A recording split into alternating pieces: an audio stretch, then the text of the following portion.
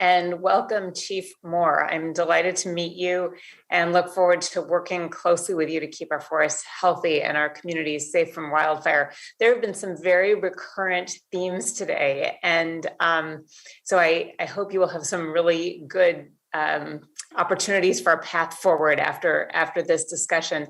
As I'm sure you know, the wildfire outlook in my home state of Washington and across the whole Pacific Northwest is getting more dire. Every year we're seeing more fires, earlier fires, a longer fire season, and more money and resources used to suppress those fires. And so I wanted to focus on ways to make our forests healthier, which most of us are talking about today, to make them more resilient to wildfire, and sort of the nitty-gritty of what we'll need to get there. A recent report from the Washington Department of Natural Resources identified 3 million acres of forest lands just in our state alone in need of reforestation. Significant percentage of those acres are in my district in rural central Washington, including about 700,000 acres in the Okanagan-Wenatchee National Forest. And the towns here are some of the most at-risk locations for wildfire in the nation. Our state is doing some incredible work. Washington State Department of Natural Resources, local fire districts, counties, nonprofits, private forests are doing this kind of work, and they're conducting the controlled burns and the mechanical thinning that we've all talked about today as much as possible. But they face some really big barriers, and one of those barriers is the need to partner with the Forest Service. And in places like Chelan County, 70% of the land is owned by the Forest Service. And so no matter how good a job our state does and private forest holders do, 70% is on you.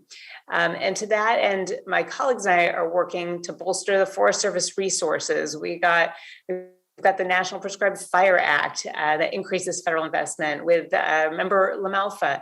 We've got the National Forest Restoration Remediation Act to allow the Forest Service to get interest money.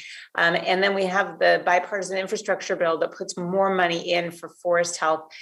I understand that you and George Geisler, Washington State Forester, go way back. And I would just love to encourage you to continue to work with George and with our Commissioner of Public Lands, Hillary Franz, and the local fire departments to increase the pace and scale of fuel reduction. They are ready, they are willing, they're excited to work with you, and they just want that relationship to work better. And if you could, deal kind of with the details.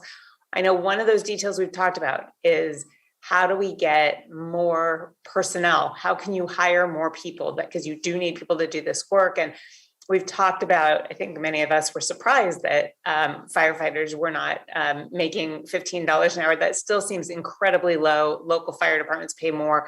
And so, of course, you were losing people. How can you address this issue of staffing and funding? Do you have specific plans to ramp up the number of people you have? So thank you, Congressman Schrier. I really appreciate that question. I talked about a 38% reduction in our resource-related programs from 20 years ago. And so if we have to replace those positions, our funding needs to reflect that. So I'm hopeful based on some of the legislation that's currently in Congress. And I think that if that does happen, it gives us our best chance that we've had in a long time to fill some of those necessary vacant positions. George and I talk often, George Geisler, the state forester there, and we do go back a long ways. And we do have some opportunities to do a lot more than what we're currently doing. What I'm pleased about is the state shared stewardship agreements that we've been signing with the governors. I think we have about 46 of those now. That coupled with the GNA authorities gives us the opportunity to work across jurisdictional boundaries and landscapes. And so now I think we have some authorities that will allow us to do that, but we need our budgets increased somewhat to hire some of those really needed positions to spend the time developing those agreements and to spend the time going out on the ground and working with that local community and engaging them in how we should go about and making those improvements that protect them. They are ready to dive in and get to work. And so whatever barriers are there, if you could work to eliminate those, I think we could make even more progress just relying on state, local, even private, and ranger workforces. So thank